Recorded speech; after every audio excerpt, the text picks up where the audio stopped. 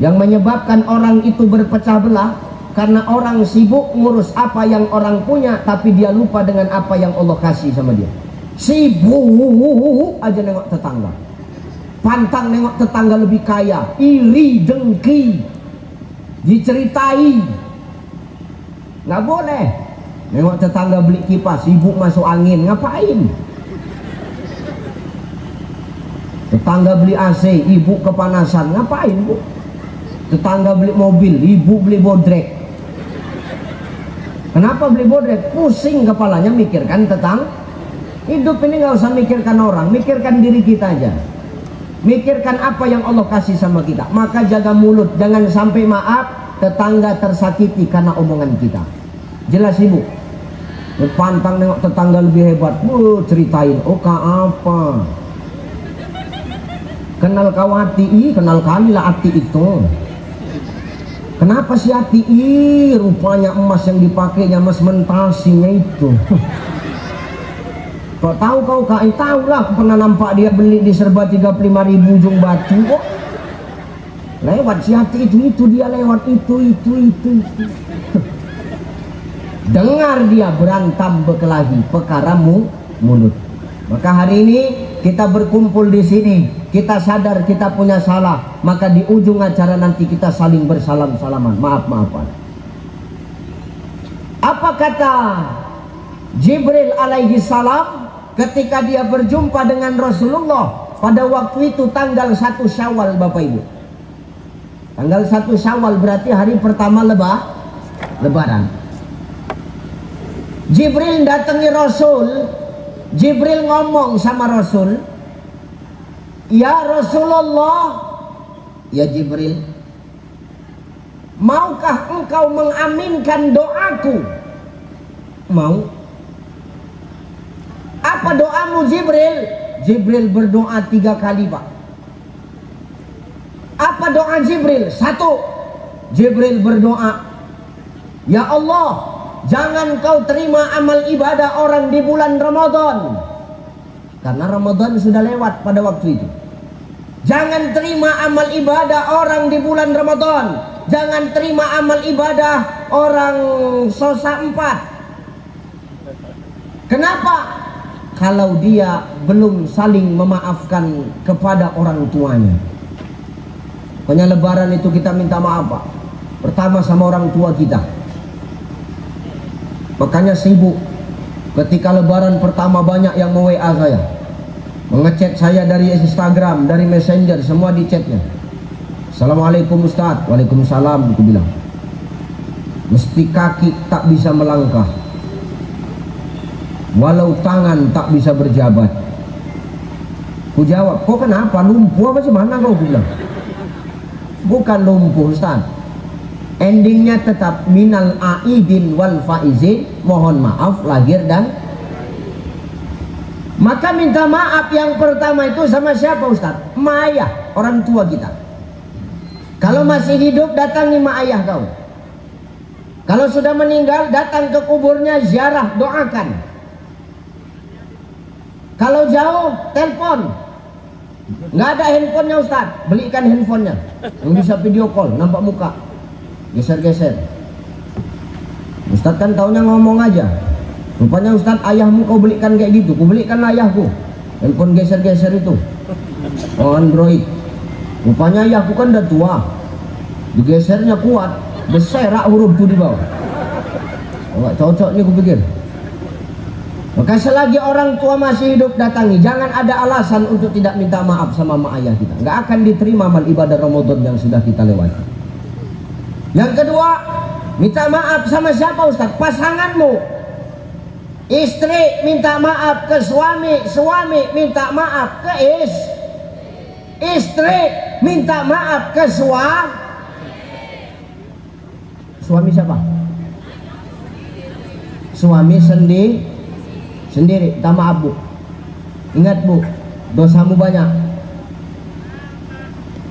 Perempuan itulah dosanya paling banyak. Ustaz kenapa bisa ngomong kayak gitu Pak? Memang gitulah Pak. Perempuan itu pertama dari ujung rambutnya sampai ujung kakinya itu aurat semua. Kalau kau keluar menampakkan auratmu, Demi Allah, suamimu yang menanggungkan dosanya. Berdosa kau. Enggak usah tengok-tengok kawan sebelahmu, tengok aku aja. Dengar kau itu kak, kau pun juga, nggak usah pala begitu. Imam An-Nawawi Al-Bantani di dalam kitab Nasoihul Ibad tidak akan menerima amal ibadah seorang istri ketika dia sakiti hati suaminya dan dia tidak mau minta maaf. Maka Allah nggak akan menerima amal ibadahnya sebelum dia minta maaf sama suaminya. Maka bu, minta maaf. Dengar ibu, minta maaf setahun bukan 2 kali, bukan pas waktu Ramadan saja dan bukan pas waktu Lebaran saja, tapi minta maaf setiap hari. Semalam ibu udah minta maaf belum sama orang ini, bapak-bapak? Udah minta maaf belum semalam sungkeman? Nangis nggak? Nangis nggak? Kita semalam menang, Pak. Perempuan itu adalah orang terkuat di bumi. Ketika dia sungkem sama kita, disitulah kita tertawa, Pak. Akhirnya berlutut kau kan? Selama ini kau yang memijak-mijak aku, sekarang gantian. Nah, kau ciumlah kaki aku nih, gitu ya. Minta maaf, Bu. Minta maaf, nangis-nangis. 5 menit gaduh meneh. Apa nggak berantem? Dan minta maaf aku ya bang, banyak salahku sama abang. Emang banyaknya salah kau selama ini. Suka kali kau tidur mantaki aku. Padahal selama ini musim hujan nggak ada kali pikiran kau. Ya udah minta maaf lah aku bang. Ya udah aku maafkan. Aku pun minta maaf juga dek. Minta maaf apa bang? Banyak salahku sama kau dek. Apa? Aku mau jujur ini sama kau. Apa? Gajiku sebulan bukan 15 juta sebenarnya. Jadi 20. Jadi kemana yang 5 juta? Ada janda di Sosa Trans 3 itu. Aku kasih juga. Jujur kau bang. Kalau sudah maaf memaafkan jangan berantem. Kalau sudah jujur jangan berantem. Saling memaafkan. Inilah kita kembali kepada hari yang fitri. Fitri bukan hanya harinya, bukan hanya bulannya, tapi hati dan zahir kita juga bersih. Nih, minta maaf. Jangan habis minta maaf 5 menit berantem. Dan minta maaf. Oh bang, tempat mama yuk, ayo. Ya udah siap-siaplah kau sana. Siap-siap istrimu pak. Siapkannya rantang 3 rakit, 2 biji. Yang pertama rantang isi nasi, tingkatan kedua mie, tingkatan ketiga ayam semur. Rantang yang 1 3 tingkat juga, paling bawah kue bangkit. Nomor 2 kue bawang. Nomor 3 kembang loyang. Ganti dulu aku ya bang. Gantinya gamisnya kilat macam orang nih, macam layangan gamis tuh bang. Ditentengnya rantang tuh kanan kiri. Udah? Oh bang, apa?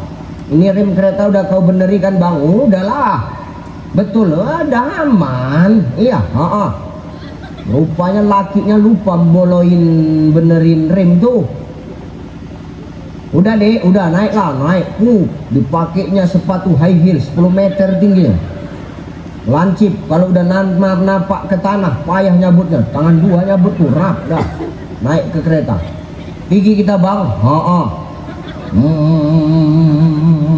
Sebulan puasa, suaminya cuti merokok, kemaruk. Sambil bawanya kereta sambil merokok. Ngepul lah sepi. Nang rainin DN. Ngepul nggak ketok lobang, dihantam. Buam. Bojone mencelat. Ayam melaku meneh. Kue bangkite mencelat mbonandi. Begitu tangi sing wedok langsung ngomong, memang wong lanang wandu. Gaduh meneh. Makanya selama kita waktu minta maaf dari lebaran pertama sampai sekarang, udah berapa kali kau bentak suamimu lagi? Nggak usah ketawa kau. Tak maaf kau bu. Apalagi kadang-kadang kau perempuan ini lupa sama tugasmu. Wanita wajibnya menata, bukan mengatur. Banyak istri sekarang lupa menata, sibuk mengatur. Ini malam ini ku bela kau pak laki-laki, karena kau kaum tertekan, nolong sokaberaimu tak boleh gitu. Ustaz tak ngerti, karena nasibnya kita podo semua. Kemudian yang trisisan tritisan ngisor pokok sawit itu kan beli itu. Nah, tenan kan? Wanita wajibnya menata bukan mengatur. Hari ini kau sibuk mengatur, semua mau kau hai, semua jadi milikmu. Pantang nampak uang tergeletak, uangmu. Pantang silap selip, pantang selip silap. Ya kan Pak? Jawab aja Pak, betul itu Pak? Jeritan suami teraniaya nggak pernah bohong. Boleh begitu Ustaz? Tak boleh. Jangan semua kau mau menang sendiri, mentang-mentang kau istrimu. Tak boleh. Harta itu harus jelas, haknya masing-masing. Jangan mau menang sendiri, ini perkara harta. Jangan semua uangmu. Makanya ada istilah uang suami, uang tengok, cepet kali mulutnya jawab kan. Uang suami, uang istri, uang. Entah kapan uang kita Pak. Semua uang orang itu. Boleh Ustaz? Tak boleh. Yang betul itu Bu, harta suami di dalamnya ada hak istri. Kalau ada hak istri, berarti ada hak kami suami. Dengar kau. Jangan semua mau kau ambil, tahu kau. Tapi di balik harta istri tak ada haknya suami Pak. Empat kali kau menjawab. Ini yang payah nih Pak. Makanya dalam hukum mawaris itu kan ada namanya harta gono gini kan. Kenapa ada harta gono gini? Itu karena gono ngegrek, gini brondol, jadi harta gono gini. Kalau sempet gono yang ngegrek, gono yang brondol kan harta gono-gono.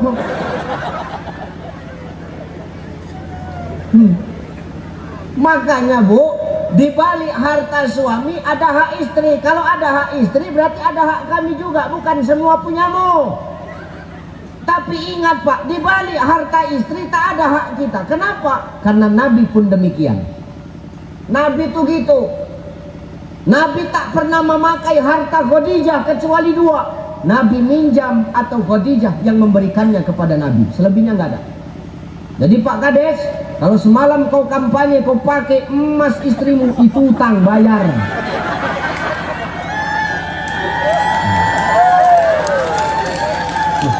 Aku ngomong betul Pak. Makanya aku perkara hartanya aku nggak mau ribet Pak Kades. Semua aku buat nama istri. Ustaz takut, bukan takut. Apa pula aku takut sama biniku. Cuman dia yang terlalu berani, nah, itu masalah. Semua aku buat nama dia. Mobil nama dia, rumah nama dia, aset yang lain nama dia. Kenapa Ustaz buat semua nama dia? Karena itu harta warisan dari mamanya. Makanya nama dia kan nggak mungkin nama aku kan, nggak enak. Saya dari pula awal kan. Makanya itu minta maaf Bu, minta maaf bukan setahun dua kali. Setiap hari. Kapan? Ketika kau mau tidur Bunda. Belum nyanyi, main bayar nih. Storingan itu tadi ku tengok. Minta maaf itu setiap hari. Kapan? Ketika mau tidur. Mulai malam ini buat. Kalau suamimu nggak datang malam ini, sampaikan sama dia. Mau tidur minta maaf. Oh bang, apa? Selama ini banyak salahku sama dia. Sama aku ya bang. Suamimu pun kaget. Oh kenapa? Buang tabiat apa cuman kau? Kenapa suamimu terkejut? Karena nggak pernah kau buat. Kau kan taunya cuman ngomong aja Ustaz. Rupanya istrimu begitu. Begitulah kami Pak. Walaupun aku jauh, selalu aku mau tidur. Minta maaf aku kalau hari ini ada salah. Iya. Aku pun minta maaf kalau hari ini aku ada salah sama kau ya, berarti dia. Apa rupanya salahmu? Aku mau jujur sama kau, apa? Aku tadi beli gamis diam-diam di Shopee, 2 hari lagi nyampe kadang dengan kepala otak lo lah aku bilang. Aku setengah mampus bercakap sampai keluar urat leherku, kau wasi beli gamis. Bajuku nggak pernah kau pikirkan, aku bilang. Aku bajuku banyak dikasih jemaahnya. Kadang-kadang jemaah lebih banyak ngasih sarung daripada ngasih baju. Sarung itulah aku buat bakal baju coba. Rupanya pas diundang ceramah, motif sarung itu sama tap-tap meja tuh. Apa nggak selip kali awak itu rasanya? Makanya minta maaf, mulai malam ini minta maaf. Amalkan ini, Ustadz. Yang penting sudah kusampaikan, perkara kau mau buat atau tidak itu terserah bapak dan ibu. Yang penting nanti aku ketika ditanya Allah, udah kau sampaikan cai? Sudah ya Allah. Kenapa orang Sosa Trans 4 itu ya masih bandel cai? Memang bandel lah memang orang itu. Awak ceramah dia asik berkipas. Pokoknya berkipas-kipas itu tuh target-target Israel semuanya itu. Jangan kalian pikir malaikat ini nggak datang. Ini malaikat berkumpul semua ini. Ngapain malaikat? Menaungi kita, Pak Bu. Malaikat berkumpul di sini menaungi kita, berdoa dia, ya Allah, ampunkan dosa orang-orang yang hadir malam ini. Kan? Nampak kali banyak dosa kan, Pak? Orang banyak dosa gitu didoakan langsung amin dia jawabnya. Ini malaikat Israel pun datang, Pak. Hati-hati, patroli Israel ini. Siapa yang aku ceramah dia kipas-kipas, hati-hati lah kamu. Apalagi kau koyai kerdus air minum itu. Hati-hati. Bawa pohon sawit itu, hati-hati. Israel senang kali bawa pohon sawit itu. Diantamnya pakai angin, tumbang sawit itu, meninggal loh. Ini kalau Ustaz jarang kayak gitu. Makanya hati-hati kita. Ini malaikat semua datang.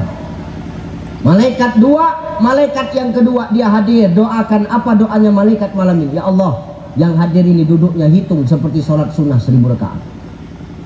Di sholat kita ini, duduk kita ini seperti kita sholat sunnah 1000 rakaat. Maka minta maaf kita Bu, mulai malam ini berbuat. Yang penting sudah kusampaikan, perkara bapak ibu melaksanakan itu terserah. Karena yang namanya suami istri dalam berkeluarga pasti pernah recok, pasti pernah ribut. Nggak ada rumah tangga yang nggak recok bapak ibu. Semua rumah tangga pasti pernah recok, pasti pernah berisik, kecuali rumah tangga orang bisu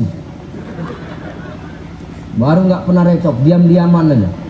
Aku pun penasaran, tetanggaku ini kawan ini tak pernah berantem. Ku tengok awak yang ustad aja kadang-kadang berantem. Ini kenapa ini tak berantem? Ku tengok kan kuintip, rupanya dua-dua bisu. Iyalah pula tak pernah berisik begitu. Maka hari ini gugurkan dosa kita sama pasangan. Bapak juga Pak, jangan mentang-mentang kau kepala rumah tangga, kau merasa hebat terus kau selalu merasa benar. Bukan. Walaupun kita suami, kita pun tetap punya salah sama kita tetap punya salah sama istri. Pertama apa? Lagi laki-laki suka kali nyakiti hati istri, betul Bu? Tengok, itu yang jerit-jerit itu suaminya berarti suka nyakitin itu. Hati-hati kita, minta maaf Pak. Nah namanya suami pasti kita pernah khilaf, minta maaf. Seorang Umar bin Khattab saja ketika maaf, setan ketika berjumpa dengan Umar, lebih bagus setan lewat jalan lain. Tapi maaf, ketika dia dihadapkan dengan istrinya, marah-marah di depan Umar, Umar tak berani membangkang. Kenapa? Itu cara perempuan melampiaskan rasa capeknya Pak. Capek mereka ini jadi istri. Apa nggak capek ngurus kita suami, ngurus anak-anak kita, ngurus rumah tangga? Betul itu Bu? Betul Bu?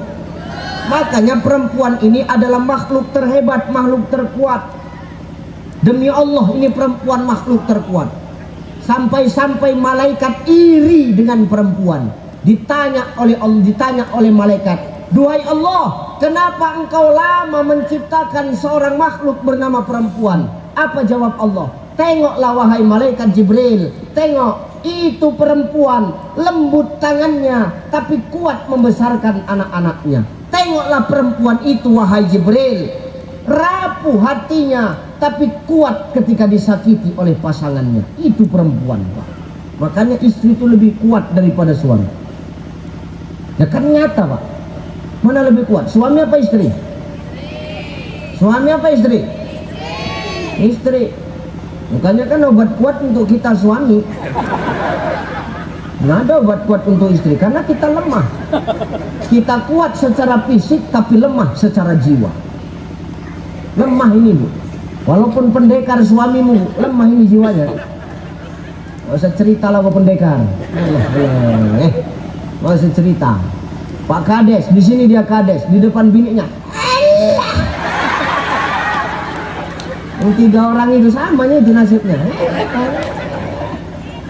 Pendekar dia di sini, di depan bininya siap salah. Mau pakai jurus 1000 bayangan pun kau, Pak. Kalau bini memegang sutil, siap salah. Nggak usah cerita lah.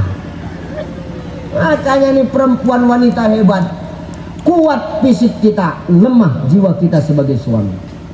Sakit perempuan, sakit istri, tapi kau tetap bisa melayani suamimu. Betul, Bu? Dengar itu, Pak. Dan merokok aja mulut kau ini. Sakit istri, tapi dia tetap bisa mengurus rumah tangga. Betul, Bu? Sakit dia, tapi tetap bisa mengurus anak-anaknya. Betul? Tuh, yang tepuk tangan, yang selalu dianiaya suaminya itu. Yang nggak tepuk tangan berarti nggak ada suaminya, kan gitu. Ya benar ya. Tapi kalau sudah suami yang sakit, jauh bedanya sama istri itu. Tengok suamimu kalau udah sakit, mengkeknya na'udzubillah.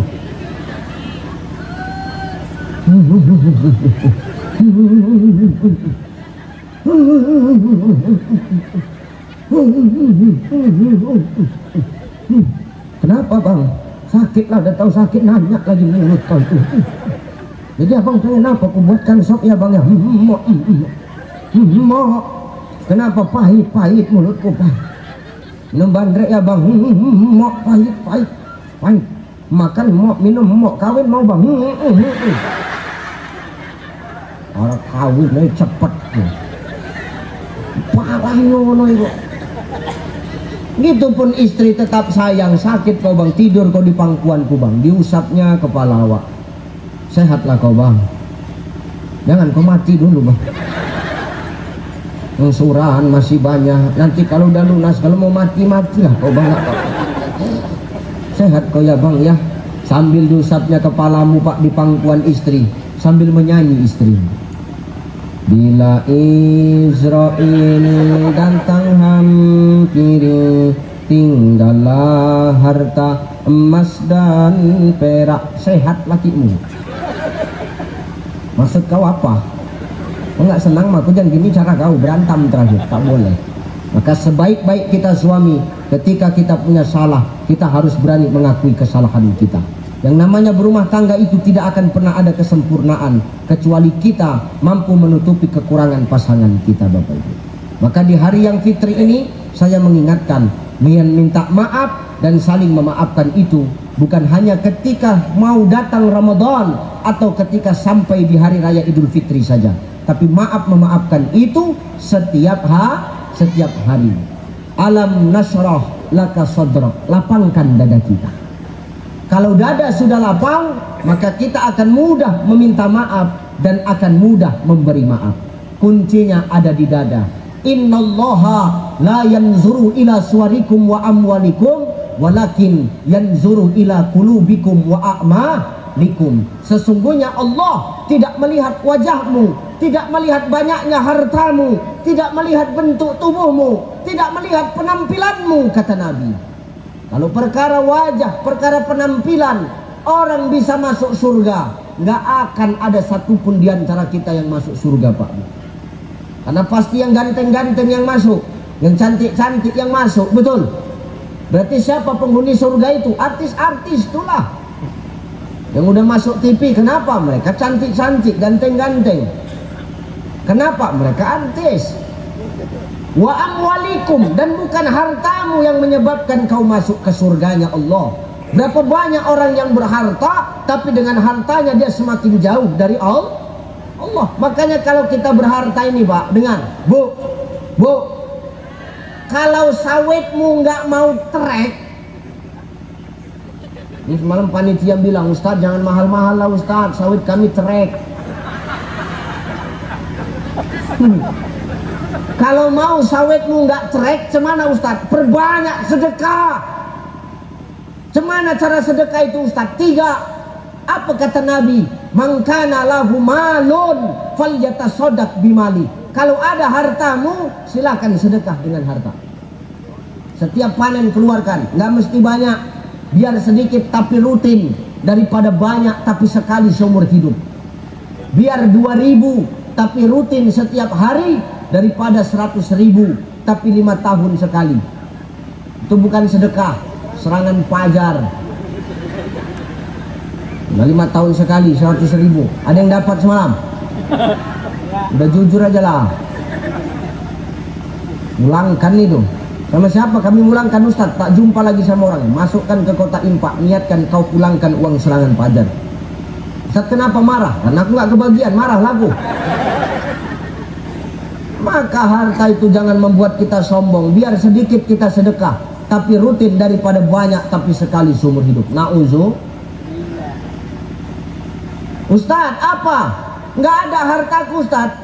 Cemana caraku Ustaz bersedekah Ustaz? Ya gampang. Kata Nabi, nggak ada hartamu. Mangkana lahu kuwatun, ada kekuatanmu yang dititipkan Allah kepadamu, falyatasaddaq biquwati, maka sedekahlah dengan kekuatan. Dengan kekuatan kita yang Allah kasih sama kita, bantu orang yang lemah. Jangan semakin kita kuat, jangan semakin kau punya silat, kau punya bela diri, kau sombong, kau semua orang kau tantangi. Jangan. Silat itu, bela diri itu bukan untuk menyombongkan diri, Pak. Kau pandai bela diri, masih muda, kau pasang tato di tanganmu, tato gambar naga. Takut orang nengoknya. Kenapa? Masih muda, gambar naga. Begitu tua, wah jadi cacing naga itu kecil, kisut kulitnya. Pasangnya tato burung Garuda. Begitu tua, kisut burung itu, jadi burung empret kecil. Maka jangan sombong kita. Dikasih kekuatan untuk menolong yang lemah, bukan untuk menghardik dan menekan yang lemah. Tak boleh, Pak. Jangan anggar-anggar jago kita hari ini. Allah kasih kekuatan, jangan kau sombongkan. Ingat, kesombongan itu hanyalah pakaian Allah.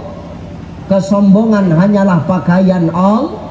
Pakaian manusia itu ketawaduan. Apa makna tawadu itu Ustaz? Makna tawadu itu rendah hati di hadapan manusia dan rendah diri di hadapan Allah. Tidak boleh rendah diri di hadapan manusia, nanti dipijak-pijak kita. Karena manusia bukan Tuhan. Sama pimpinan, kalau salah, ya salah, protes boleh, tapi dengan cara yang baik.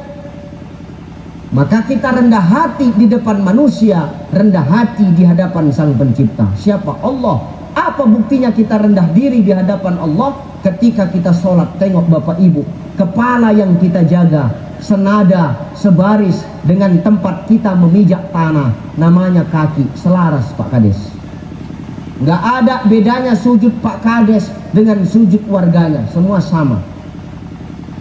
Kakinya sejajar sama kepalanya. Kalau sudah seorang pemimpin sujud, takut sama Allah, maka insya Allah yang dipimpin pun juga akan dekat kepada Allah. Karena Pak Kades supirnya. Kalau Pak Kades salah, harus mau diingatkan. Ketika kau salah sebagai warga, kau pun juga harus mau untuk diingatkan. Inilah makna kekuatan itu. Tawadu, rendah hati di depan manusia, rendah diri di hadapan Allah. Dengan sombong kita, dengan kekuatan kita. Aku pencak silat, aku sudah dan hitam. Aku karate sudah dan hitam. Kau dan hitam. Aku dan kawan-kawan, mana lebih hebat? Kami kawan dia, habis dia itu dihantam. Kan jangan sombong kita hari ini, karena sombong pakaian Allah. Kita dari tanah, min sulalatim min tin. Manusia dari tanah, makan di atas tanah, hidup di atas tanah. Ketika mati dia akan kembali ke dalam tanah. Sifatnya tanah dua, Pak. Satu, tempat dipijak, maka manusia nggak boleh meninggi, biasa aja. Jadi kades, biasa aja des. Kalau kau pun jadi kades karena dipilihnya kan gitu. Kalau nggak dipilih apa bisa jadi kades? Nggak bisa. Kita banyak harta, biasa aja, jangan sombong. Kita punya jabatan, biasa aja. Ilmu kita banyak, biasa aja. Kita dapat popularitas, biasa aja. Popularitas itu titipan kok. Yang namanya titipan itu harus dijaga. Jangan sampai karena titipan kita lupa sama yang maha menitip. Kita nggak boleh sombong. Nggak boleh bukan pakaian kita, bukan bentuk tubuh kita, bukan wajah kita, bukan harta kita, bukan karena jabatan kita, tetapi yang dipandang Allah, walakin yanzuru ila qulubikum wa a'malikum. Yang dipandang Allah adalah hati dan perbuatan kita. Biar kita nggak ganteng-ganteng kali, biar nggak cantik-cantik kali, tapi kalau sudah cantik hati kita, ganteng hati kita, maka qulubikum wa a'malikum, perbuatannya pun juga akan bagus. Kenapa? Bagus tidaknya kelakuan seseorang tergantung kepada isi hatinya. Jelas? Maka dikasih kekuatan, bantu yang lemah, jangan dibuat untuk menekan yang lemah. Ada nenek-nenek mau nyebrang pasar, tolong. Walaupun kadang yang kita tolong itu nggak tahu terima kasih, biar aja. Karena beramal itu bukan penilaian manusia, tapi penilaian Allah. Berapa banyak orang yang hari ini kita tolong tapi dia nggak tahu terima kasih sama kita, betul Pak? Nggak usah diambil pusing, Allah yang punya cara untuk membalasnya. Saya beberapa hari yang lalu saya nolong nenek-nenek nyebrang, bukan terima kasih, makin dimaki-maki aku Pak. Dimaki-maki aku Bu. Memang nggak ada otak kau ya saya. Oh mak, aku bilang. Apanya Bu? Apanya nek? Aku bilang. Nenekku tolong bukan terima kasih, makin nenek maki-maki aku. Kau tahu apa nek? Nggak tahu aku bilang. Aku baru nyebrang ke sana, gitu. Baru sampai aku ke sana udah kau balikkan aku kemari lagi. Gitu. Oh cocok lah nenek dimarah, aku pikir. Hanya berbuat kebaikan. Ingat apa kata Pak Kades tadi? Kalau sudah kita berbuat baik, maka kebaikan akan kembali kepada kita. Ayatnya, in ahsantum ahsantum li anfusikum wa in asaktum falaha. Siapa yang berbuat baik, kebaikan akan kembali kepadanya. Tapi siapa yang berbuat jahat, maka kejahatan itu pun juga akan kembali kepada dirinya. Hukum tabur tuai. Jelas. Harta nggak ada, kekuatan nggak ada. Cemana caraku bersedekah Ustaz? Mangkana lahu ilmun. Kalau ada ilmumu, maka sedekah dengan ilmumu Bapak Ibu. Sedekah dengan ilmu. Cemana caranya? Kalau kita punya ilmu, kalau kita tahu tentang kebaikan, sampaikan kebaikan itu sama orang. Insya Allah itu akan jadi manfaat buat kita. Maka hari ini kalau kau diuji oleh Allah dengan tanamanmu, sawitmu yang trek, mainkan sedekah itu. Kasih anak yatim, kasih orang miskin, kasih orang nggak mampu, tolong mereka. Ada harta pakai harta, nggak punya harta pakai kekuatan, nggak ada kekuatan pakai ilmu. Bagi semua. Bagi, Pak Kades bagi semangka itu. Tapi yang di mejaku jangan, aku belum siap makan. Mentang-mentang aku suruh sedekah, semua yang di depan diletak ke belakang sama dia. Nah, aku jangan, aku belum sempat makannya tadi. Ya, kita sedekah kita. Kenapa Ustadz? Diuji oleh Allah. Wajar karena kita punya iman. Kalau kita nggak punya iman Pak Kades, kita nggak punya iman Bapak Ibu, maka Allah nggak akan uji kita. Kita diuji sawit trek. Itu Allah ingin menguji kita supaya kita tetap istiqomah kepada Allah. Bisa jadi kalau semakin terus kita dikasih subur, kita makin jauh sama Allah. Ini cara Allah mengingatkan kita. Gitu. Ya udah sedekah aja, insya Allah melalui sedekah itu nanti produktivitas sawit akan semakin lebih baik. Amin. Amin. Tuh sedekah. Kesaling maaf memaafkan di antara kita. Sama orang tua, sama istri, sama suami. Ya Pak, kalau kita punya salah sama istri, minta maaf. Jangan sombong. Nggak perlu hidup ini sombong. Walaupun kita kepala rumah tangga, yang namanya suami pasti pernah punya salah sama istrinya. Ya Bu ya, saling maafkan ya. Bu, malam ini minta maaf ya. Mau tidur ya, diamalkan ya. Nggak akan redho Allah, nggak akan redho malaikat dengan kebaikan yang kau buat kalau masih kau sakiti hati suamimu. Ya, walaupun kau pergi ke tempat baik, tapi kalau kau nggak berbuat baik sama suamimu, nggak akan dihitung pahala. Contoh, ibu pergi pengajian, nggak pamit sama suami, pergi ke tempat baik, tapi caranya nggak baik. Allah nggak ridho, malaikat nggak ridho. Mana dalilnya Ustadz? Dulu ketika sahabat Nabi mau berangkat berperang dengan Rasulullah, dia pesan sama istrinya, Dek, nanti setelah aku pulang dari perang bersama Rasulullah, baru kau kuizinkan keluar rumah. Jangan kau keluar rumah selama aku pergi berperang dengan Rasul. Begitu suaminya pergi sama Rasul berperang, gak lama datang orang kampungnya ke rumahnya. Oh Bu, iya, suamimu kan pergi perang, iya. Ini ada pesan dari orang tuamu. Apa pesannya? Sekarang dia sedang sakit. Tengoklah orang tuamu yang sakit itu. Kenapa? Dia manggil-manggil namamu. Apa kata istrinya? Maaf, kata suamiku, aku nggak boleh keluar rumah kalau dia masih dalam keadaan perang. Dia belum balik, aku nggak boleh keluar. Sampaikan salamku sama emak ayahku. Pulang itu yang disuruh nyampaikan salam. Nggak lama datang lagi. Bu, iya, sekarang mamamu dalam keadaan sakaratul maut. Namamu dipanggil-panggil terus. Sakaratul maut. Dah, praktek 3 kali, nggak boleh lebih. Nanti kelewatan, kan bahaya. Benar Pak. Ini orang sakaratul maut ya. Kalau nengok orang sakaratul maut, payah mati, jangan diceritai yang aneh-aneh. Mungkin yang susuk ini pasti.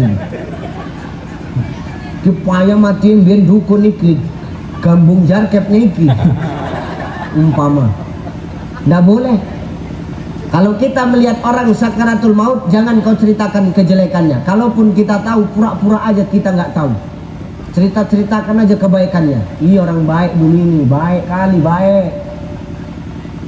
50 juta utangnya sama aku nggak dibayar, ku ikhlaskan, baik ini, baik. Baik, Tuh Pak, kalau ada nengok orang sakaratul maut, ini kata Asy-Syaikh Wahbah Zuhaili, ada kitab fikih namanya Al-Fiqhul Islamiyah wa Adilatuhu karangan Syekh Wahbah Zuhaili. Ketika kita melihat orang sakaratul maut, pertama, jangan kau ceritakan kejelekannya. Kenapa? Malaikat nanti lama mencabut nyawanya, tersiksa dia. Makin gitu-gitu aja ya. Diam, jangan ceritakan kejelekannya. Yang kedua, jangan kau duduk di bawah kakinya atau di atas kepalanya. Misalnya ini mayit, calon mayit yang udah cengap-cengap tadi Pak. Jangan kau duduk di atas kepalanya, apalagi duduk di bawah kakinya. Kenapa? Tempat keluarnya ruh itu kalau nggak dari kepala, dari kaki, terhalang, nyerimpeti sampean. Pinggir. Yang ketiga, kalau ada patung-patung, boneka-boneka yang di rumah itu simpan dulu. Kenapa? Malaikat nggak akan masuk kalau ada itu. Apalagi kalau di rumahmu ada anjing, ada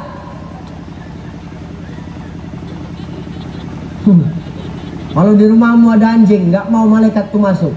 Tapi Ustadz, aku untuk jaga ladang nggak apa-apa. Kalau rumahmu tengah hutan, ini rame, kau pelihara anjing, jangankan malaikat, aku pun ngeri masuk rumah kau. Tahu kan? Begitu assalamualaikum yang jawab pun anjing, kata anjing. Baru kali ngasih salam yang jawab anjing, apa pikir kan? Tuh, hilangkan. Sudah. Yang keempat, ketika kau melihat orang sakaratul maut, itu orang sakaratul maut Bapak Ibu haus. Kau kira nggak haus? Sama macam ceramah ini, haus sekali Bun. Sakaratul maut itu haus, Pak. Haus, Bu. Ustaz, aku nggak percaya, Ustaz, kalau sakaratul maut itu haus. Kau tes. Cobalah, nanti kasih tahu kami. Maka kalau ada orang sakaratul maut, ini banyak kali minumku ya, baru ku tengok. Aku ada, lasekar ada, teh manis ada, kelapa ada. Ini tinggal nambahin kopi, plek koyok saja nih gini-gini. Iya. Ya. Jadi nengok orang sakaratul maut, ketika dia haus jangan kasih minum. Apalagi ditenggakkan masuk ke dalam, tak boleh. Kenapa? Air yang masuk ke tenggorokannya. Ini ilmu ya Pak ya, aku sampaikan ya. Bapak kan selalu pernah Bu nengok orang cengap-cengap, pernah kan? Cengap-cengap mati, bukan cengap-cengap kepanasan, ya itu enggak ya. Jangan kasih minum. Kenapa? Air yang masuk ke tenggorokannya itu bagaikan dia menelan duri, Pak. Tapi dia haus, Ustaz, kasihan Ustaz, nampakmu kasihan. Tapi kalau kau kasih minum dia makin kasihan. Kata Nabi, andai kata 7 samudra air laut dikasihkan ke mulutnya, tidak akan hilang rasa hausnya itu. Saking kan hausnya, Pak. Jadi cemana Ustaz? Kau ambil aja air, tempel-tempelkan aja di bibirnya. Itulah. Walaupun di dunia bincumu mahal, tetap nanti ketika sakaratul maut yang ditempelkan bukan gincu, tetap air, Pak. Jangan sombong kalau bibirmu merah. Merah gincunya itu. Kalau udah berbincu macam delima merekah. Kalau udah hilang gincunya macam delima busuk menyenge. Hati-hati ya, Pak. Ya, nih, yang kasih minum. Terakhir, kalau melihat orang sakaratul maut, bisikkan ke telinganya kalimat-kalimat yang baik. Kalimat syahadat, kalimat thayyibah. Asyhadu alla ilaha illallah wa asyhadu annaka Muhammadan Rasulullah. Kepanjangan, yang pendek la ilaha illallah. Langsung bimbing. Yang bimbing cukup 1 orang, nggak perlu kuat-kuat, pelan-pelan aja ke dalam telinganya. Jangan ada jarak antara mulut dengan telingamu. Mulut sama telinga dia. Ini telinganya, ini mulutmu. Rapatkan. Kenapa tak boleh berjarak, Ustadz? Karena kalau ada jarak antara mulut dengan telinga, kata Syekh Wahbah Zuhaili, disitulah jin itu berbaris untuk menggoda si mayit, Pak. Rapatkan mulutmu, pelan-pelan aja. La ilaha illallah. Kalau orang, Bu, payah dibanguni suamimu, bang, bangun bang, bangun, nggak bangun, bisa jadi dia mati kan? Syahadatkan, la ilaha. Kalau suamimu payah bangun subuh itu syahadatkan itu kupingnya. Ya benar ini. Kalau mensyahadatkan orang sakaratul maut, jangan pakai muqaddimah, langsung syahadatkan, Pak. Ini kadang kita nggak, oh kami wis ikhlas. Melu yo Kang, melu nyebut Kang, nyebut. Mayit tuh bingung. Bud bingung ya. Karena dia akan bingung pada waktu sakaratul maut. Langsung syahadatkan la ilaha illallah. Sesudah kau syahadatkan dia, diamkan dulu. La ilaha illallah. Biarkan dulu, biarkan. Jangan dulu dibimbing, tengok reaksi dia. Kalau dia sudah bisa sebut la ilaha illallah, sudah berhasil dia syahadat Muhammad dan Rasulullah, sudah berhasil dia syahadat, sudah biarkan saja. Jangan lagi dibimbing-bimbing, berarti dia sudah berhasil. Walaupun 3 jam lagi baru mati, biar. Yang penting terakhir yang keluar dari mulutnya kalimat syahadat. Itu adab mentalkinkan orang, bukan mentalkinkan itu terus-terusan. Melu ya Kang, la ilaha illallah, la ilaha illallah, melu la ilah, bingung mayit, Pak. Ini adab dalam mentalkinkan, ini ilmu. Kok bisa bahas kemarin, bahas apa tadi kita, Pak? Kok bisa bahas mati tadi nih? Ya, tanya hari ini gugurkan dosa, balik meneh ya.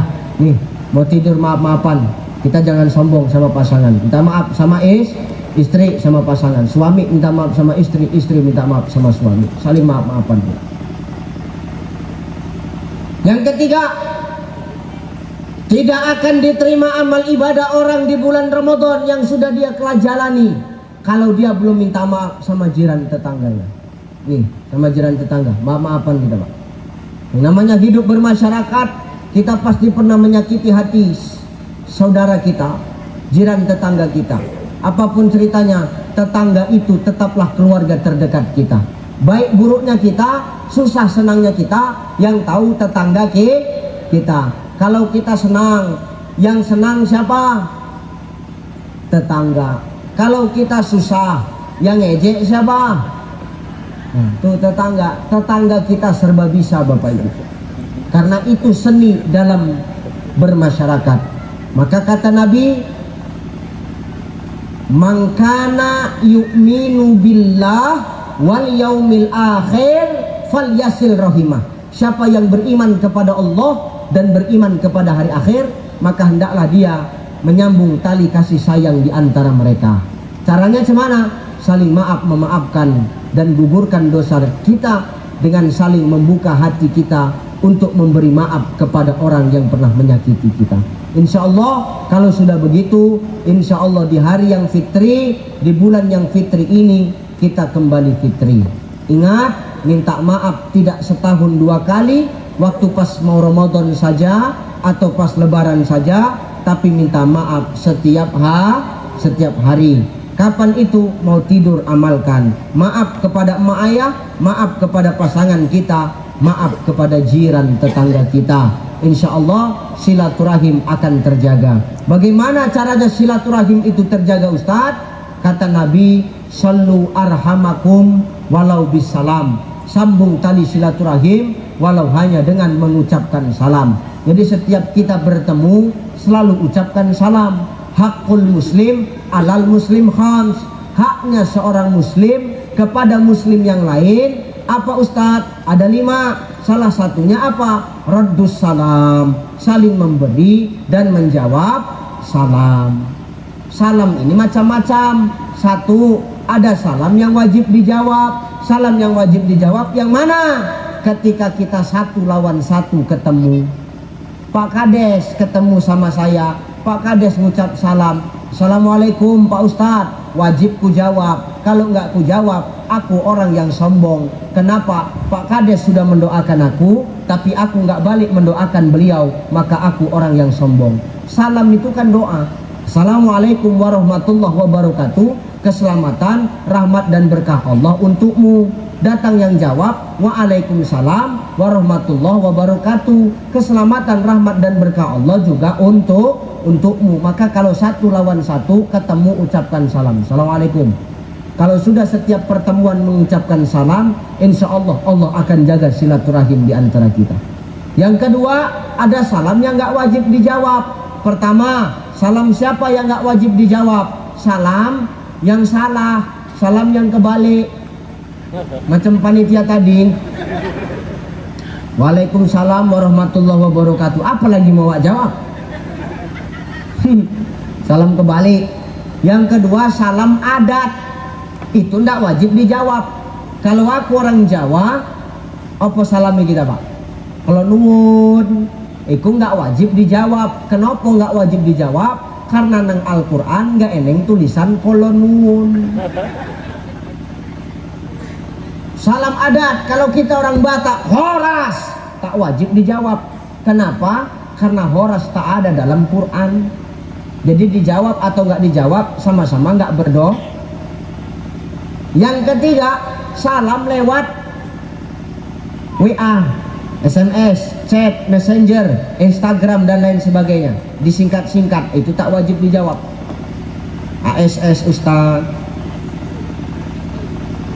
Askum Ustaz, Mekom Ustaz, itu tak wajib dijawab karena salam tak boleh dising.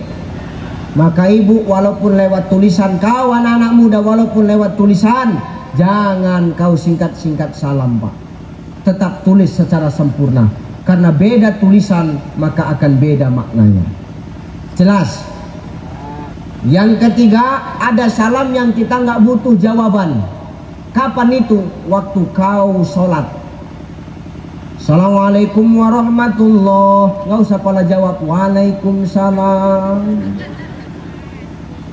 Nggak pala jawab, karena dia nggak butuh jawabannya. Yang kedua, ketika kau ziarah kubur, Assalamualaikum ya ahli kubur. Nggak usah jawab, dan jangan kau tunggu jawabannya. Assalamualaikum, woi budek kau piye kalian? Nah, jangan. Kenapa? Takkan mungkin mayit itu menjawab. Jadi jangan tunggu-tunggu jawaban. Maka lazimkan setiap pertemuan itu dengan mengucapkan salam. Insya Allah silaturahim akan terjaga. Ini enggak, jangan mentang-mentang kau orang kaya, kau enggak mengucap salam ketika kau jumpa. Kau naik kereta, bukan salam yang kau ucapkan, kau klakson orang itu. Tintin, datang si Pau itu pun klakson juga. Tintin, hilang salam tuh Pak. Naik mobil, tutup kaca, nggak main klakson, asal tanda BK, main lampu dim, sana tembak, hilang salam. Klakson mati, lampu tembak putus, baru bingung. Jumpa sama orang, cuman dinaikkan alisnya. Ada nggak yang jumpa sama saudaranya kayak gitu? Jumpa, diangkatnya jalisnya. Maaf, itu bukan punya kita. Yang jumpa sawah kawannya ngangkat alis, itu monyet.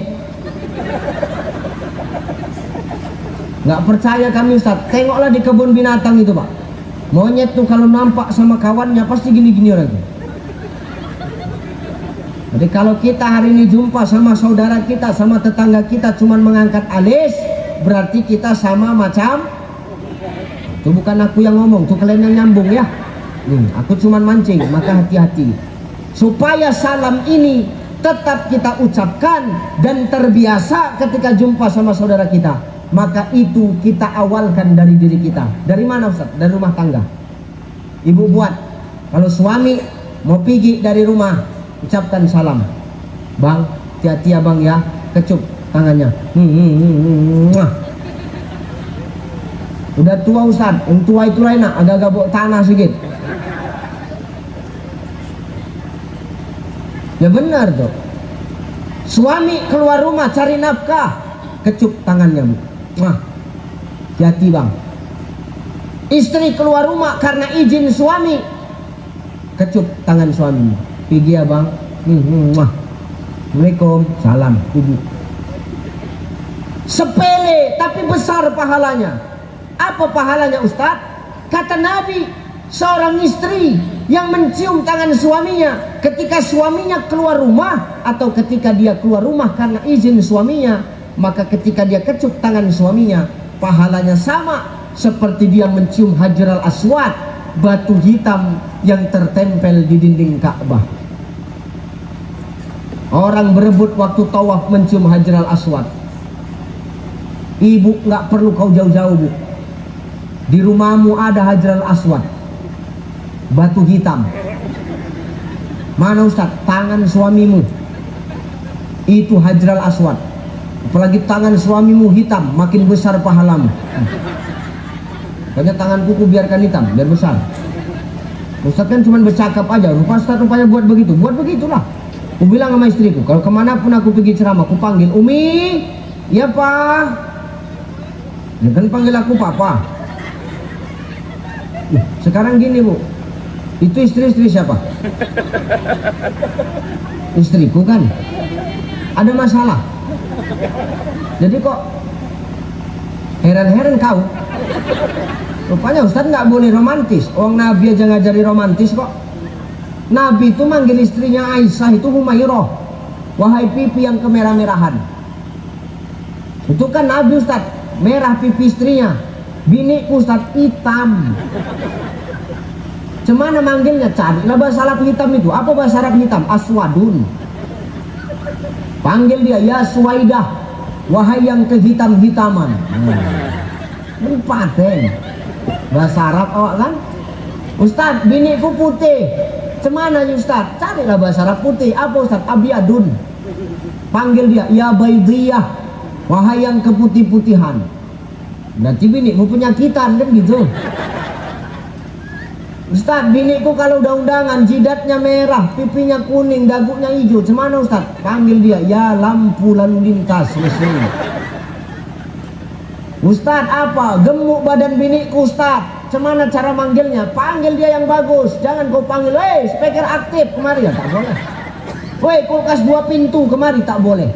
Badanmu gemuk bu, itu karena ulah siapa Pak? Ulah kita suaminya. Kenapa? Kita bongkar mesinnya. Berapa sudah mereka melahirkan anak-anak kita, maka bautnya kendor semua.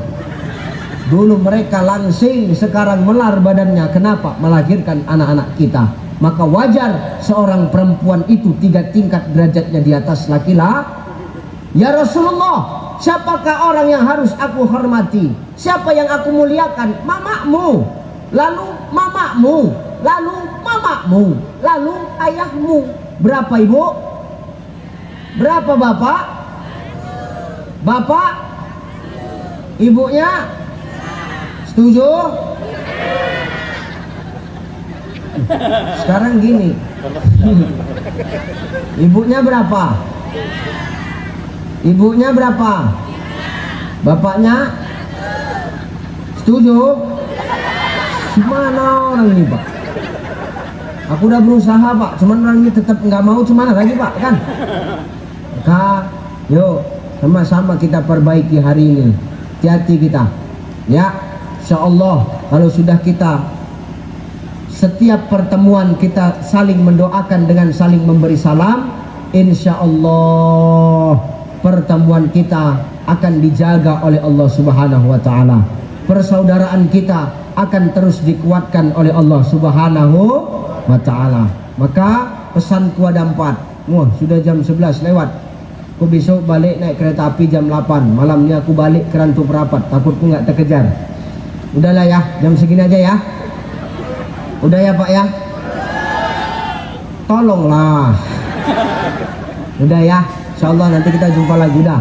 4 saja pesanku. Pertama, gugurkan dosa-dosa kita kepada sesama di antara kita. Mau sealim apapun kita, mau sehebat apapun ilmu kita, mau sehebat apapun amalan ibadah kita, tapi kalau kita pernah sakiti hati orang lain, maka Allah tidak akan terima amal ibadah kita. Maka kata Nabi yang pertama, gugurkan dosa kita dengan emak ayah kita. Yang kedua, dengan pasangan kita. Yang ketiga, dengan jiran tetangga kita. Ingat, makna halal bihalal ini tidak ada dalam agama. Halal bihalal ini adalah adat istiadat dan hanya di Indonesia saja Bapak Ibu. Maka beruntung kita tinggal di negara Indonesia yang punya adat istiadat yang baik, dan ini harus tetap kita jaga. Kenapa? Dengan halal bihalal kita kembali halal pada hari yang halal. Supaya apa? Hari ini salah kita dileburkan oleh Allah, dan dengan leburnya salah kita kepada sesama di antara kita, amal ibadah kita semakin diterima Allah. Yang ketiga, tadi saling minta maaf sama jiran tetangga. Yang kedua, minta maaf sama pasangan. Yang pertama, minta maaf sama orang tua. Lalu apa yang ku sampaikan tadi? Selagi hidup, manfaatkan kebaikan, karena tidak ada kesempatan bagi kita sampai kapan kita hidup di muka bumi Allah ini. Terakhir, teruslah kita merajut ukhuwah dan silaturahim, dan jadikan setiap pertemuan itu Allah senantiasa kita libatkan dengan kita saling mendoakan lewat salam. Insya Allah dengan kita saling mendoakan lewat salam, Allah akan jaga dan kokohkan persaudaraan di antara kita. Amin. Amin. Dah itu aja barangkali yang bisa ku sampaikan. Mudah-mudahan yang ku sampaikan ini jadi nasihat buat kita, dan kita semua berdoa kepada Allah. Mudah-mudahan Allah sampaikan usia kita di Ramadan yang akan datang. Amin. Untuk persaudaraan setia hati terata. Salah sedikit, cepat kali kau nengok salah orang. Persaudaraan setia hati terate, selamat. Mudah-mudahan dengan acara ini silaturahim semakin terjaga. Tetap jaga warisan leluhur dan budaya kita. Jangan sampai diambil oleh orang asing, apalagi diakui oleh pihak asing, karena ini warisan budaya leluhur kita. Ingat, dengan cara apapun kita bisa berdakwah. Caraku berdakwah seperti ini. Nabi punya caranya. Pemain kasidah dengan lagu kasidahnya berdakwah. Mungkin para persaudaraan setia hati terati, beginilah cara Bapak Ibu berdakwah, memperkenalkan warisan budaya leluhur kepada anak-anak kita. Ini pun tetap dakwah, karena dakwah itu memiliki seni sesuai dengan keahlian dan seni yang kita miliki. Selagi tugasnya mengenalkan kebaikan hanya untuk Allah dan karena Allah, insya Allah semua bernilai ibadah. Itu saja barangkali yang bisa aku sampaikan. Aku mohon maaf. Mudah-mudahan yang singkat ini, yang 1 jam 15 menit ini bisa menjadi nasihat dan oleh-oleh buat kita pulang. Ya Pak Bu ya, aku pamit undur diri. Alhamdulillah ini akhirnya malam ini aku bisa balik ke rumah. Wes seminggu orang balik Pak. Mau piye rasane bojoku pun wes lali aku tenang. Makanya aku senang iki bengi iso balik. Mudah-mudahan pertemuan kita ini menjadi awal kita bisa bersilaturahim. Sehat-sehat, kudoakan Bapak Ibu yang kutinggalkan semua sehat. Amin. Kudoakan yang kutinggalkan ini semua istiqomah di jalan Allah. Yang kutinggalkan, kudoakan semua istiqomah dalam iman dan takwa. Aku yang balik malam ini, tolong doakan aku selamat-selamat dan lancar dalam perjalanan. Yang paling penting, aku minta doa dimanapun aku berceramah. Tolong doakan aku senantiasa dalam lindungan Allah Subhanahu wa Ta'ala. Itu saja barangkali Bapak Ibu. Terima kasih. Mohon maaf minal aidin wal faizin. Mohon maaf lahir dan batin. Ila liqa ma'as salamah. Wallahu muwafiq ila aqwamit thariq. Wassalamualaikum warahmatullahi wabarakatuh.